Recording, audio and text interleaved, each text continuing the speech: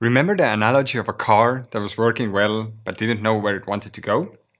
Well, as we've now thought through our strategy and know why, what, and how we want to do things, it's time to get back to that car, to make sure that we have the correct one. If we knew we were driving to the desert, then we'd probably need good cooling, sandproof construction, and a four-wheel drive. And if the destination was a rainforest or the Arctics, we'd need a completely different car. It's the same with organizations. Depending on your strategy, you might need a completely different one. For example, the organization that takes people to the moon needs to be quite different from the one that's making ice cream. This is where you'll need to draft the structure of your organization according to your strategy.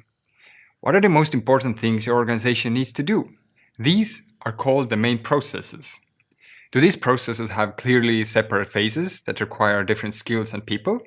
If yes, then you'll need to create groups. Everybody in your organization can't be doing everything.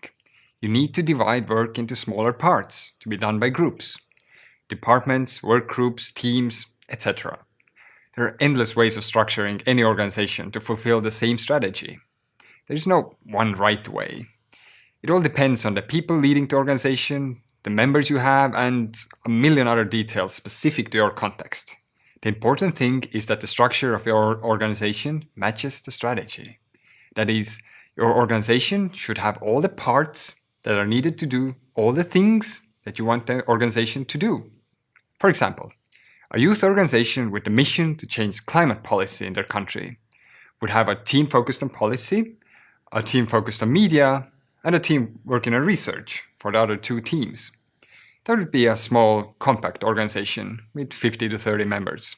Whereas, on another youth organization with the mission of making recycling more popular in their country would probably need to have much more members than the first one, up to thousands in some countries.